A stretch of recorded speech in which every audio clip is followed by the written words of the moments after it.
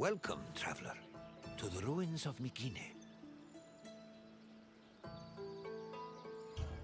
My name is Herodotus, and I am a traveler from Hyrcanassus. I retrace the cause of various events, such as wars and great calamities. I describe what I see and record what I'm told, all with the aim of providing a better understanding of why these things occur. Look for me to introduce you to many sites. It is humbling to stand in the remnants of such a great civilization. Looking at these ruins, I am reminded that the past is never as far behind us as we think. These are the ruins of Mycenae, center of the old Mycenaean civilization. It was home to great warriors and heroes. In many ways, places like Athens and Sparta stand on the shoulders of its accomplishments. This tour will take you through its ruins and introduce you to its most important monuments, revealing its history in the process. I hope you enjoy yourself. I'll be waiting for you at the end of your visit.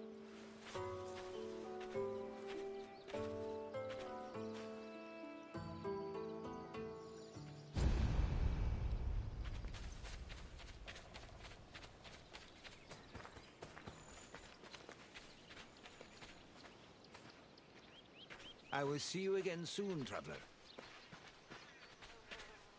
The Mycenaean civilization flourished in the Late Bronze Age between 1600 and 1200 BCE. During this period, it was mainly located in the Peloponnese and central Greece. Mycenaeans were known for exploring distant lands. Notably, they battled the Hittite allied city of Walusa in a conflict that was believed to be the inspiration for Homer's Trojan War. But the Mycenaean people didn't only travel to fight. They learned much from their neighbors, the Minoans of Crete, such as how to write syllabic script on clay tablets. Such tablets provide evidence that Mycenaeans spoke an early form of Greek. They also tell of how great Mycenaean kings ruled over their warriors from opulent palaces in places like Mycenae, Thebes, and Knossos.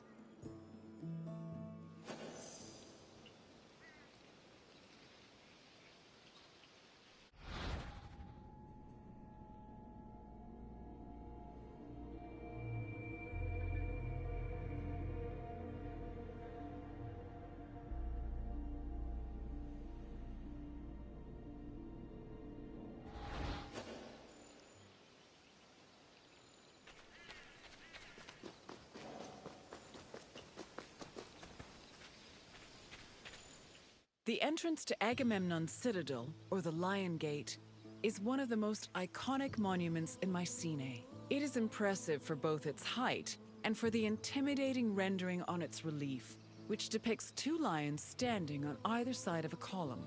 Unfortunately, the lions' heads, which were presumably made of a precious metal or higher quality stone, have been lost to time. The gate was most likely meant to greet a triumphant king returning home from successful military campaigns and to awe foreign visitors.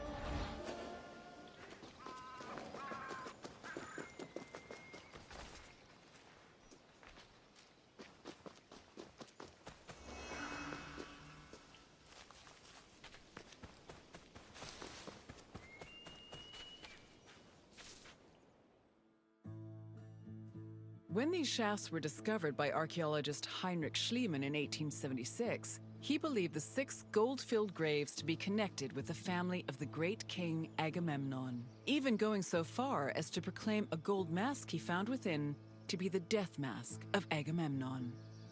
However, this was refuted by later excavations, which showed that the 19 bodies buried in the shafts dated back to a few hundred years before Agamemnon was even born. In fact, at the time of the body's burial, the Lion Gate and the citadel walls had not even been built yet. It's estimated that the people in the graves were members of the first Mycenaean dynasty. The graves later became a place of worship for Mycenaean kings who raised walls to protect them. These walls helped preserve several incredible artifacts, including women's jewelry, death masks, and masterfully crafted weapons.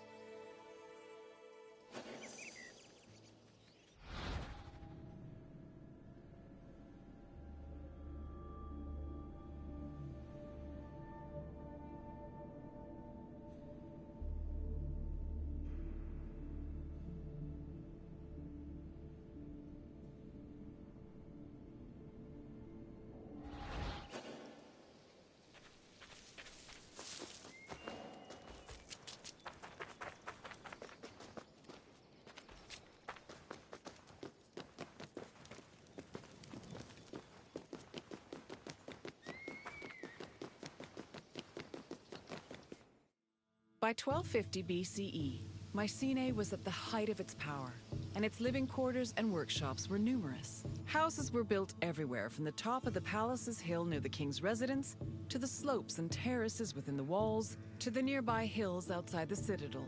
At one point, the citadel's walls even had to be enlarged to make room for more quarters. The people who lived inside the citadel were those with high status in either the military, religious, or administrative sectors of the kingdom. This is reflected by the ceramic and metal vessels inside the houses, as well as their painted plastered walls.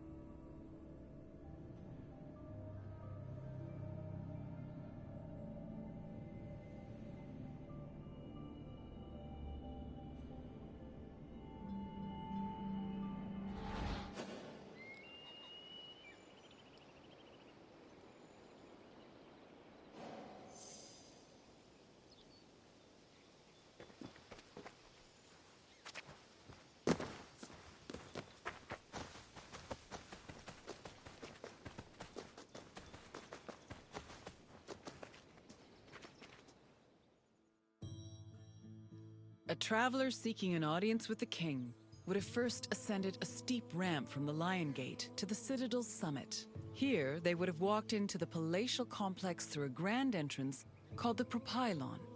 Once inside, their gaze would immediately be drawn to the palace's main hall, a monumental area known as the Megaron. The vividly decorated Megaron, which glittered with precious objects and colorful frescoes in its heyday, was where the king would have received the traveler. If the king was feeling generous, he would have shared with the visitor the palace's most marvelous feature, its commanding and majestic view, which stretched from the plain of Argolis to the gleaming Aegean Sea.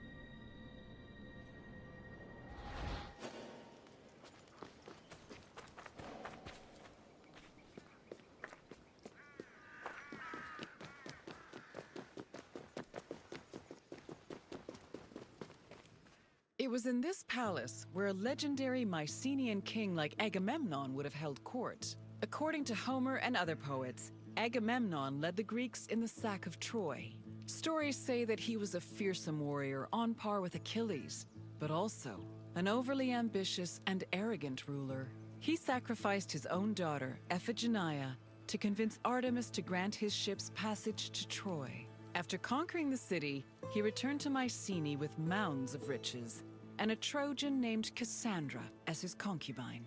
Agamemnon's wife, Clytemnestra, was not pleased with her husband's sacrifice of their daughter. She plotted to murder her husband out of anger. The plot was successful, and, depending on the version of the story, Agamemnon was either murdered in his bath by Clytemnestra or killed by his cousin Aegisthus during a banquet.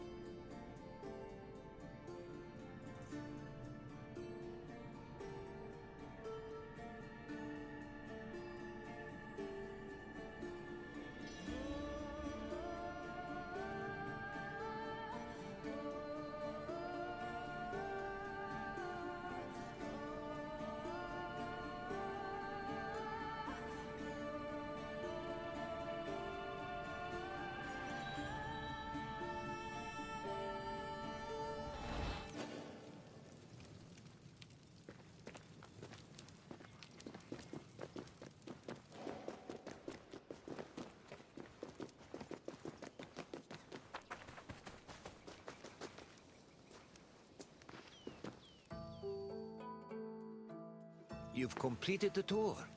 I trust it was an eye-opening experience. Though it did not last, Mycenae was a sort of precursor to what would eventually become the Greek civilization we know today. It's important we remember them, if only to avoid repeating their mistakes. Now, what else would you like to do?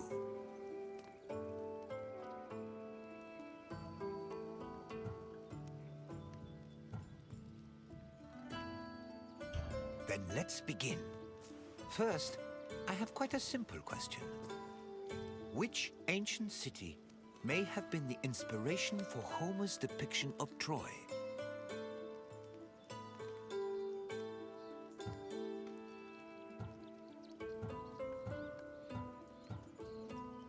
No, the Megenians who were at war with Troy in the first place.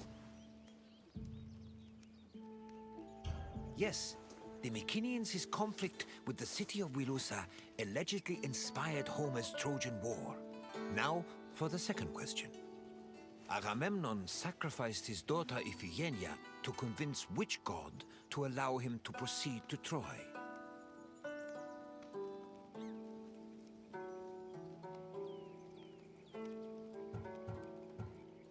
Yes, Agamemnon sacrificed Iphigenia to reconcile with Artemis, who then allowed his ships to pass to Troy. Now, one last question. What was the name of Agamemnon's Trojan concubine?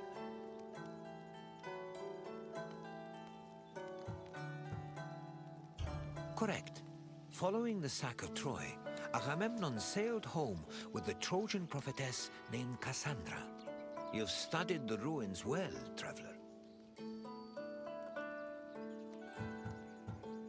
Then, I suppose this is farewell. At least for now. Safe travels.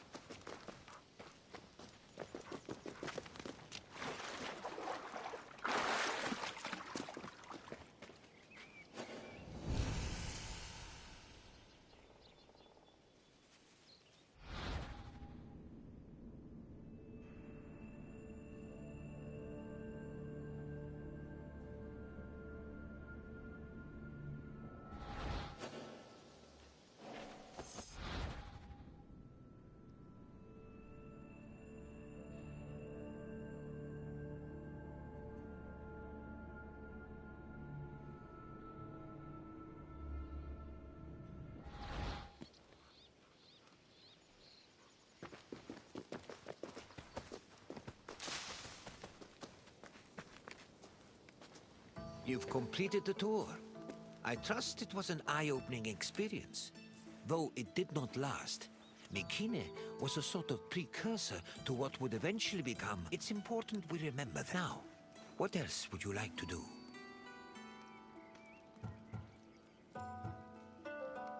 I appreciate your desire for more knowledge. Let us continue.